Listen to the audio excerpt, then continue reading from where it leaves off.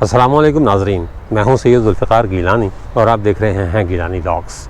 10 مارچ 1957 کی ایک اداس سے پہر لاہور شہر کی سڑکوں پر ٹریفک اسی طرح رواں دواں تھا جیسا کہ آج کل ہوتا ہے۔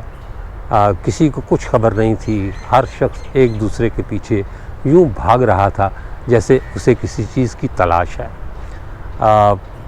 لیکن لاہور کے جیل روڈ پر شیر پاؤ پل کے قریب واقع اس مسیحی قبرستان میں ایک عجیب سی اداسی تھی اور آخری رسومات ادا کی جا رہی تھیں ایک خاتون کی اس گورا قبرستان میں جہاں میں اس وقت موجود ہوں۔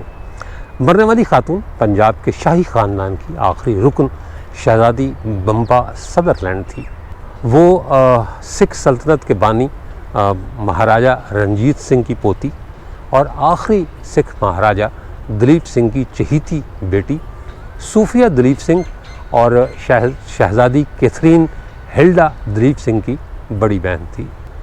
شہزادی صوفیہ برطانیہ میں خواتین کے حقوق کی نمائندگی کی علمبردار رہیں، وہ ان کے جدوجہد کا ایک معتبر حوالہ رہیں، جبکہ کیتھرین نے دوسری جنگ عظیم کے دوران جرمنی میں یہودیوں کو نازیوں کے ظلم و ستم سے بچانے میں اہم ترین کردار ادا کیا۔ اسی شہزادی بمبا سدرلینڈ کی آخری رسومات اس قبرستان میں ادا کی جا رہی تھیں جو اس وقت آپ کو چاروں جانب پھیلا نظر آ رہا ہے۔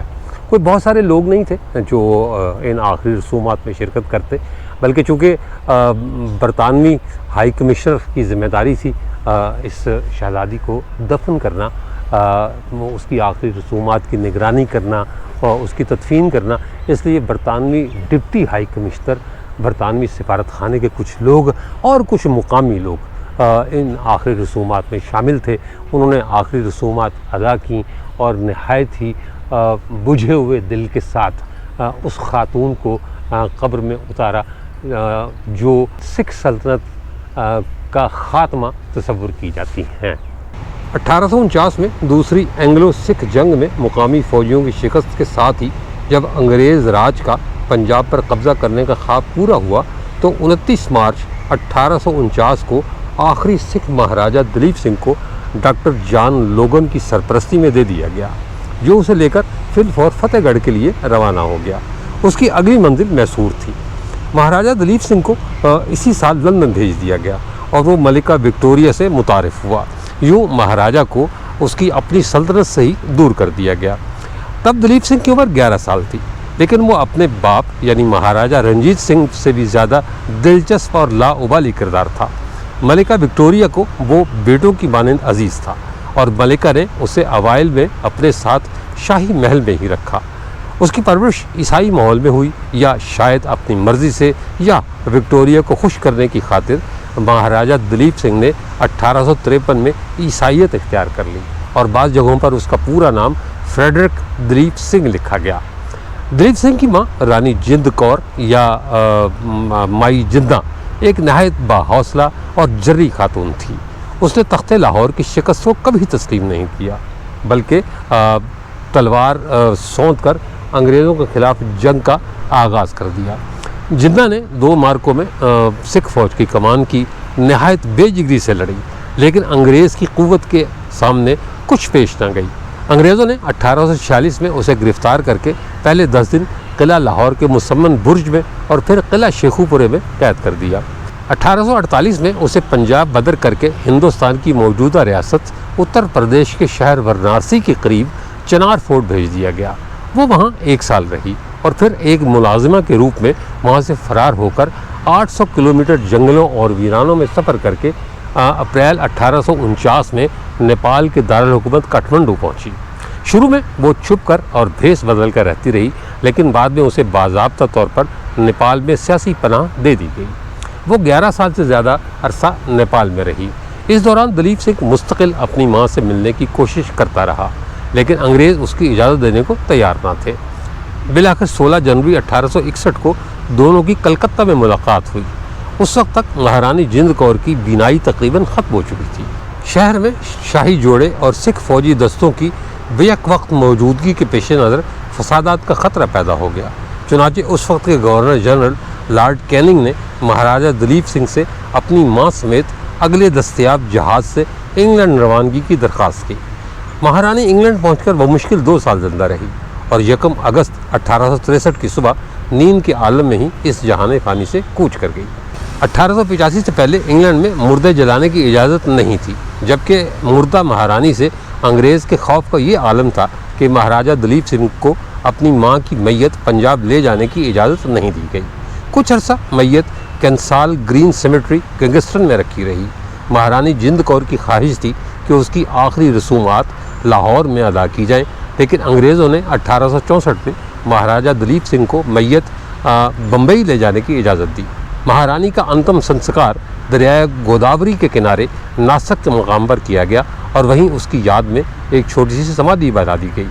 مہارانی جند کور یا مہارانی جندہ بر صغیر کی تاریخ میں رضیہ سلطانہ اور جھانسی کی رانی سے کم نہ تھی، لیکن پنجاب کی اس رانی کی شجاعت کو فراموش کر دیا گیا۔ شہزادی بمبا اسی مہارانی جند کور کی پوتی تھی۔ اسی نے اپنی دادی کی آخری خواہش پوری کرنے کے لیے 1924 میں اس کی راکھ بمبئی سے لاہور منگوائی اور اپنے دادا مہاراجہ رنجیت سنگھ کی سمادھی میں رکھوا دی۔ 1864 میں مہاراجہ دلیپ سنگھ اپنی والدہ کی آخری رسومات کے بعد جب لندن واپس جا رہا تھا تو مصر کے شہر قاہرہ میں ایک خاتون بمبا ملر کو دل دے بیٹھا، جو ایک مشنری اسکول میں کام کرتی تھی۔ دونوں نے جلد ہی شادی کر لی۔ جب یہ جوڑا لندن واپس لوٹا تو ملکہ وکٹوریہ نے ان کا استقبال کیا۔ 29 ستمبر 1869 کو اس جوڑے کے ہاں پہلی اولاد ہوئی، جس کا نام بمبا صوفیہ جندن دلیپ سنگھ رکھا گیا۔ اس کا نام اس کی دادی جند کور، نانی صوفیہ اور ماں بمبا ملر سے مستعار لیا گیا تھا، جبکہ عربی میں بمبا گلابی کو کہتے ہیں۔ اس کی 2 چھوٹی بہنیں اور 3 بھائی تھے، جبکہ 2 سوتیلی بہنیں بھی تھیں۔ شہزادی بمبا نے ابتدائی تعلیم لندن میں حاصل کرنے کے بعد آکسفورڈ یونیورسٹی میں داخلہ لیا، جس کے بعد وہ امریکی شہر شکاگو کے ایک میڈیکل کالج چلی گئی۔ 20ویں صدی کے آغاز میں شہزادی بمبا نے اپنے آباء و اجداد کی سرزمین ہندوستان کے دورے کرنا شروع کر دیے۔ وہ ہمیشہ لاہور یا شملہ میں رہتی تھی۔ شہزادی بمبا کو اپنے دادا کا شہر لاہور اس قدر پسند آیا کہ اس نے انگلینڈ چھوڑ کر تنہا ہی اسے اپنا مستقل مسکن بنا لیا۔ پہلے شہزادی نے ییل روڈ کے شروع میں ایک عالی شان بنگلے میں رہائش رکھی، بعد میں یہاں ایک سینما بھی قائم رہا۔ شہزادی کی 16 ییل روڈ کی یہ رہائش گاہ اب تاریخ کی گرد میں کہیں کھو چکی ہے۔ اس کے بعد شہزادی بمبا نے لاہور کے پوش علاقے ماڈل ٹاؤن اے بلاک میں 104 نمبر گھر خریدا، جسے گلزار کا نام دیا۔ شہزادی نے یہاں ایک کنال پر صرف گلاب اگائے۔ 1915 میں شہزادی بمبا نے King Edward medical college Lahore کے principal doctor David Waters Sutherland کے ساتھ شادی کر لی اور اپنا نام شہزادی بمبا سدرلینڈ رکھ لیا۔ وہ خود کو مہاراجہ رنجیت سنگھ کی اگلوتی وارث سمجھتی تھی، اور اس کا سب سے بڑا ثبوت یہ تھا کہ ورثے میں اسے رنجیت سنگھ کی بھس بھری گھوڑی اسپِ لیلا اور اس کا ہیرو سے مزین ساز ملا تھا۔ اس کے علاوہ لاہور دربار کی چند نایاب پینٹنگز بھی اس کی ملکیت میں تھیں۔ شہزادی بمبا کی زندگی کا ایک اور اہم باب ان کی زندگی میں پیر کریم بخش سپرا کا آنا تھا۔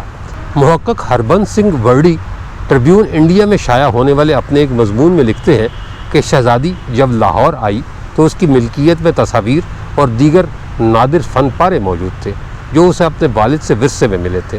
اس کے علاوہ اس کے پاس فارسی اور عربی میں تاریخی دستاویزات اور شاہی احکامات تھے، جو اس کے دادا نے 40 سالہ عہد اقتدار میں جاری کیے تھے۔ وہ چونکہ ان کی اہمیت سے آگاہ ہونا چاہتی تھی، اس لیے اس نے اخبار میں عربی و فارسی کے ماہر کی خدمات حاصل کرنے کے لیے اشتہار دیا۔ شہزادی نے بہت سے لوگوں کے انٹرویوز کیے اور بالآخر کریم بخش سپرا کو اس ملازمت پر رکھ لیا۔ لاہور میں قیام کے دوران شہزادی بمبا کا شاعر مشرق علامہ محمد اقبال کے ساتھ بھی ملنا جلنا رہا۔ کہتے ہیں کہ علامہ اقبال شہزادی بمبا کی انتہائی عزت کیا کرتے تھے۔ یہ بھی کہا جاتا ہے کہ کئی بار ماڈل ٹاؤن بس سروس پر سوار وہ لاہور شہر کی جانب سفر کرتی، اور اگر نشست نہ ملتی تو بلند آواز میں مسافروں کو مخاطب کر کے کہتی، میں لاہور دربار کی آخری شہزادی ہوں، میرے احترام میں ایک نشست خالی کر دو۔ ڈاکٹر ڈیوڈ اپریل 1939 میں وفات پا گئے۔ ان دونوں کی کوئی اولاد نہیں تھی، اور یوں مہاراجہ دلیپ سنگھ کی نسل آگے نہ بڑھ سکی، کیونکہ اس کے بیٹوں اور بیٹیوں میں سے کوئی بھی صاحب اولاد نہیں تھا۔ 1942 میں شہزادی کی منجلی بہن شہزادی کیتھرین ہلڈا دلیپ سنگھ شلبسی، جس نے دوسری جنگ عظیم کے دوران جرمنی میں یہودیوں کو نازیوں کے ظلم و ستم سے بچانے میں نمایاں کردار ادا کیا تھا۔ 1947 میں تقسیم ہند کے باعث پنجاب کا بٹوارہ شہزادی بمبا کے لیے کسی دھچکے سے کم نہ تھا۔ شہزادی کی سلطنت اب وجود نہیں رکھتی تھی، لیکن اس کے باوجود وہ پنجاب کے بکھرنے پر افسردہ تھی۔ اس کے تمام دوست احباب اور ساتھی ہندوستان چلے گئے، لیکن خود اس نے لاہور چھوڑنے سے انکار کر دیا۔ 1948 میں اس کی سب سے چھوٹی بہن شہزادی صوفیہ دلیپ سنگھ بھی انتقال کر گئی تو شہزادی بمبا مزید تنہا ہو گئی، کیونکہ اب اس کا اپنا کوئی بھی نہیں رہا تھا۔ تقسیم اور بہن بھائیوں کی وفات کے باعث شہزادی بمبا کے لیے زندگی ایک آزمائش بن گئی تھی۔ اس نے چند برس بہت مشکل میں گزارے اور بالآخر 10 مارچ 1957 کو 88 سال کی عمر میں اپنے اسی مکان یعنی A104 میں اس کا انتقال ہو گیا۔ کریم بخش سپرا کا خاندان بھی شہزادی بمبا کے ساتھ ماڈل ٹاؤن میں ہی قیام پذیر تھا۔ اس نے اپنی جائیداد ایک وصیت کے ذریعے کریم بخش سپرا کے نام کر دی۔ لوگ اسے رانی کی کوٹھی کے نام سے جانتے تھے اور کہتے تھے کہ شہزادی کے منشی نے اس پر قبضہ کر لیا ہے۔ اس وسیع کوٹھی کے گرد کھٹی کی ایک بے ترتیب اور الجھی ہوئی باڑ ہوا کرتی تھی۔ باڑ میں کبھی کبھی سفید پھول بھی کھلتے تھے۔ مشہور تھا کہ اس باڑ میں بے شمار سانپوں کا بسیرا ہے جو لوگوں کو اس ویران گھر سے دور رکھتا ہے۔ بمبا نے موت سے پیشتر اپنا بیشتر ورثہ حکومت پاکستان کے سپرد کر دیا تاکہ اس کی دیکھ بھال کی جا سکے۔ وہاں پراسرار طور پر اسپِ لیلا کا ہیروں سے مزین ساز و سامان چوری ہو گیا۔ کچھ اشیاء اس نے وفادار پیر بخش کو تحفے کے طور پر عطا کر دی، جن میں 18 water colour paintings, 14 oil colour paintings, ہاتھی دان پر بنائے گئے 22 فن پارے اور 17 تصاویر کے علاوہ چند نوادرات بھی شامل تھے۔ بعد میں حکومت نے ان تمام اشیاء کو قومی ورثہ قرار دے کر خرید لیا۔ انہیں شاہی قلعہ لاہور کی سکھ گیلری میں شہزادی بمبا کلیکشن کے نام سے نمائش کے لیے بھی رکھا گیا ہے۔ کہتے ہیں کہ اس کلیکشن میں سے بہت سے قیمتی نوادرات اور جواہرات چوری کر لیے گئے ہیں، جو حکومت تک پہنچے ہی نہیں یا حکومت کی تحویل میں آنے کے بعد غائب ہوئے۔ اس بارے میں کچھ معلوم نہیں۔ کچھ عرصہ پہلے ماڈل ٹاؤن لاہور میں رانی کا یہ محل مسمار کر دیا گیا۔ میں اس وقت موجود ہوں ماڈل ٹاؤن لاہور کے A بلاک میں، مکان نمبر 104 کے سامنے۔ اس تلاش میں آیا تھا کہ شاید شہزادی بمبا کا گرا ہوا گھر کسی شکل میں مجھے نظر آ جائے، مل جائے اور میں اسے شوٹ کر لوں، لیکن یہاں آ کر بہت عجیب و غریب صورتحال کا سامنا کرنا پڑا۔ ایک تو یہ کہ 104 نمبر گھر یہی ہے جو اس وقت آپ اپنی اسکرین پر دیکھ رہے ہیں، لیکن اب 104 نمبر گھر کے کئی ٹکڑے ہو چکے ہیں۔ مطلب اب وہ جو جائیداد تھی، جو ایک کنال پہ صرف گلاب اگے ہوئے تھے، وہ ختم ہو گئے، جائیداد فروخت کر دی گئی، اور اب 104 نمبر کے جس گلی میں میں ہوں، اس گلی میں بھی میرا خیال ہے کہ 2 گھر ہیں اور 2-3 گھر اس سے پچھلی گلی میں بھی ہیں، اور ان کا نمبر بھی 104 ہے۔ یعنی وہ کوٹھی گرائی بھی گئی اور بک بھی گئی، اور لوگوں نے اس کے حصے بکھرے کر کے آپس میں بانٹ بھی لیا۔ اب یہ نہیں پتہ کہ وہ یہ کوٹھی بیچی کس نے، کیا جو شہزادی بمبا کے سیکریٹری تھے کریم بخش سپرا، ان کے خاندان نے بیچی یا مطلب کسی اور نے بیچی، لیکن بہرحال میں وہ جگہ تو تلاش کرنے میں کامیاب ہو گیا جہاں شہزادی بمبا کہیں رہا کرتی تھی، لیکن اب یہاں شہزادی بمبا کو کوئی نہیں جانتا۔ یہ سامنے 104 نمبر گھر، نام دوسروں کے لکھے ہوئے ہیں لوگوں کے، لیکن وہی کسی کے ساتھ 104 لکھا ہوا ہے، کسی کے ساتھ 104A لکھا ہوا ہے، اور شہزادی کا خالی 104 نمبر گھر وقت کی گرد تلے کہیں کھو گیا ہے۔